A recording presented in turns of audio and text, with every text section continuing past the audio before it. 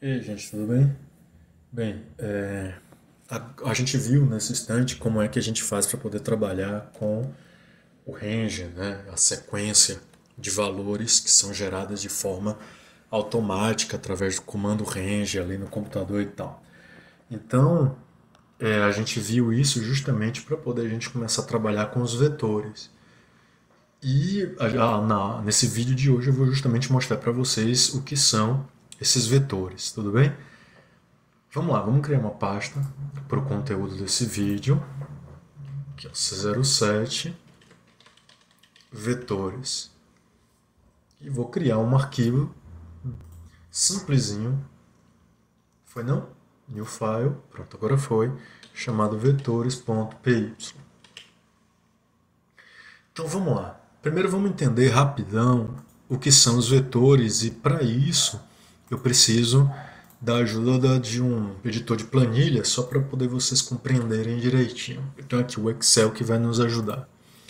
Veja bem, a gente trabalha com variáveis para o nosso programa. Quando a gente está dentro do editor do programando, a gente precisa armazenar os valores e a gente faz isso dentro de variáveis. Então, por exemplo, se eu declaro uma variável chamada idade, essa variável vai poder armazenar uma idade, um valor, por exemplo, 20. Então, a variável ela tem uma característica bem simples. Se eu falo que idade recebe 20, ele vai fazer justamente isso que está feito aqui, pintado de amarelo. Se uma linha abaixo eu pego e digo que idade recebe 25, ele vai apagar o valor antigo e no lugar ele vai colocar 25. Então a gente perde o primeiro valor e fica só com o segundo. Isso quer dizer que se, por exemplo, eu der um print idade, em momento algum vai aparecer o 20 na minha tela. Então, se, por exemplo, eu estiver utilizando uma variável para poder coletar a idade de todos os alunos de uma turma, isso vai me dar uma dor de cabeça justamente por causa disso. Eu só consigo armazenar um valor por variável. Então, para poder resolver esse problema, a gente utiliza um outro tipo de variável, que são chamados de vetores, listas ou arrays. Tudo bem? Vocês podem encontrar com qualquer um desses nomes aí que vai levar para a mesma coisa, que é o vetores. Tá certo? Então, o que é um vetor, um array ou uma lista? Basicamente, a ideia é a mesma da variável, idade. Só que na variável a gente só tem uma posição para colocar um valor. E em vetores a gente não tem essa limitação. A gente tem vários valores associados à mesma variável. Então, como a variável, agora eu vou chamar aqui de idades, né, já que é mais de uma. E aí eu vou fazer um comparativo bem simples para poder vocês entenderem. Eu vou botar aqui do lado. Se a variável idade só tem um espaço na memória para poder armazenar um valor, eu não preciso dizer onde esse valor vai ficar. Eu só digo idade recebe 20. É como você ter uma gaveta, só uma gaveta, e alguém falar, coloca essa meia na gaveta. Você simplesmente vai até a gaveta e coloca a meia. Tudo bem? Por quê? Porque você só tem uma gaveta. Nos vetores, a gente tem várias gavetas. Então, se você abre um guarda-roupa e você encontra 10 gavetas, e alguém fala, guarda essa meia na gaveta, a coisa mais óbvia que vem à cabeça é em qual gaveta. E aí a pessoa vai ter que dizer, ó, guarda na gaveta 1, na gaveta 2, na última gaveta. E aí você vai ficar ciente de onde você vai colocar a meia. Para os vetores é a mesma coisa. Cada um desses locais, eles têm um endereço que serve de referência para poder a gente colocar o valor. Começando do zero e indo seguindo a lógica, tá certo?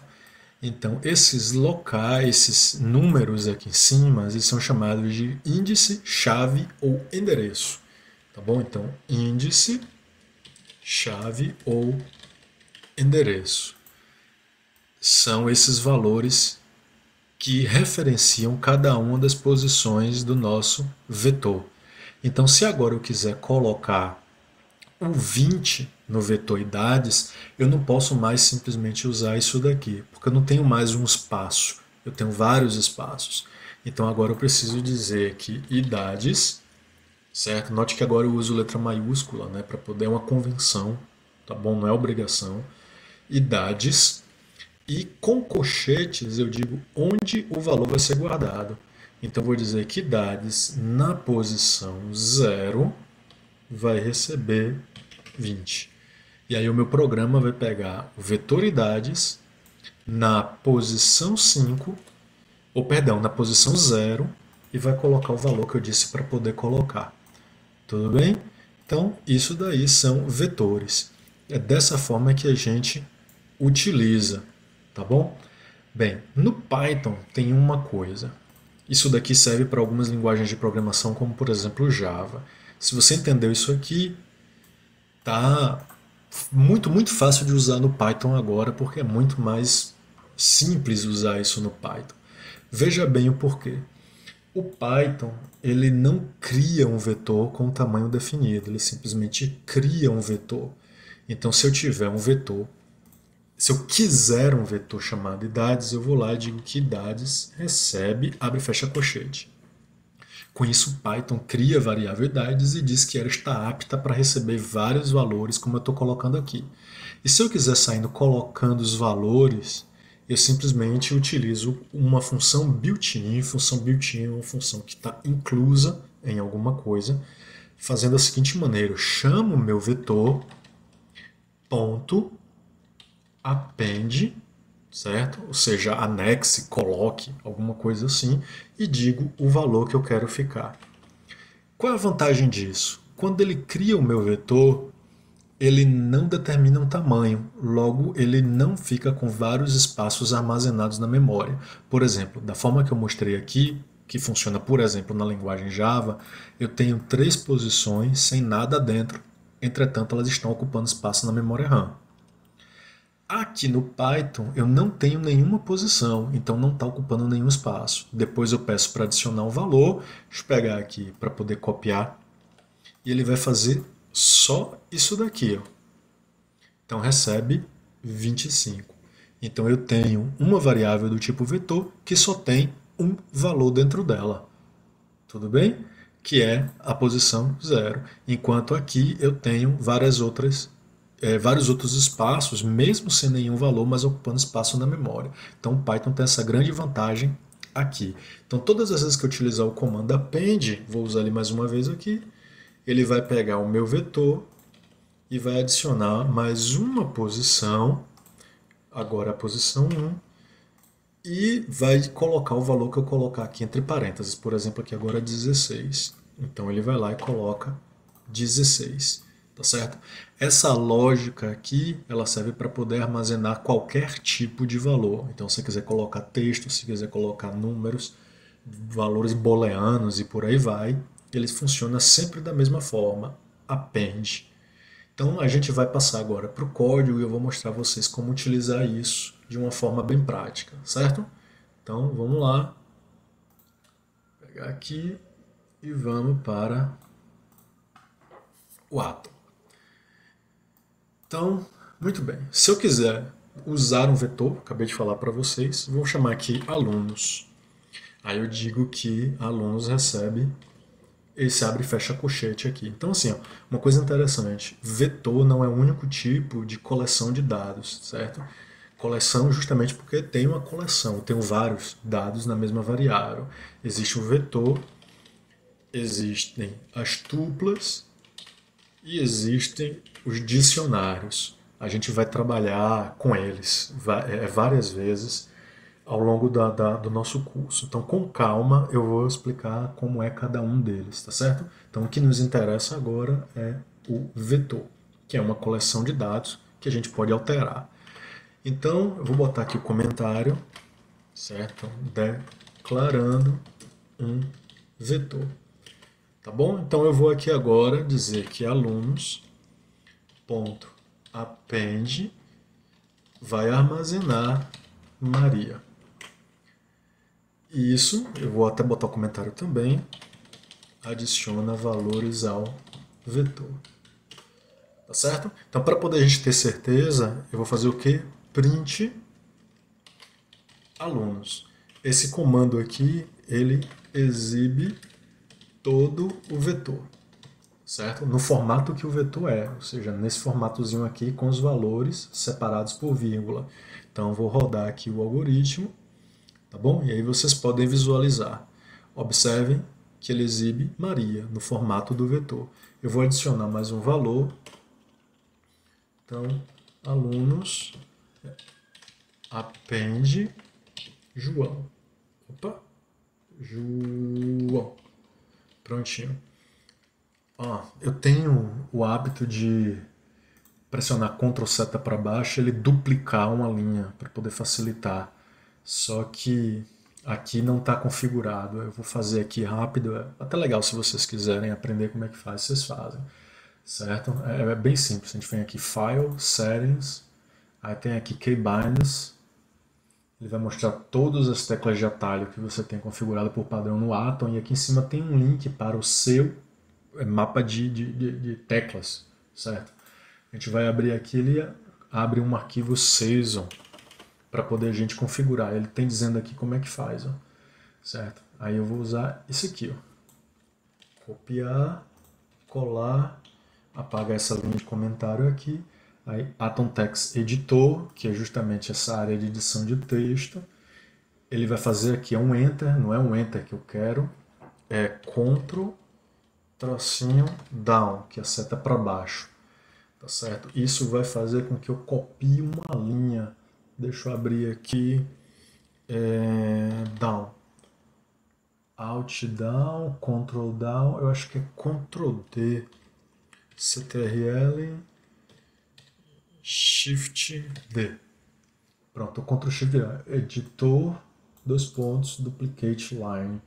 Então eu vou pegar isso aqui, copiar e vou jogar no lugar disso aqui. Editor Duplicate Lines. A gente salva, tudo dá certo, Ctrl setinha para baixo, pronto, já sai duplicando aí minhas linhas de código. Isso é um hábito antigo que eu tenho, acho que do Eclipse, não lembro exatamente de onde vem, mas eu tenho. Enfim, vamos lá. Fechar aqui, agora eu sei que se eu pressionar a seta para baixo já está copiando, então vou adicionar 5 alunos. Né? Maria, João, Tereza, Tiago e Antônio.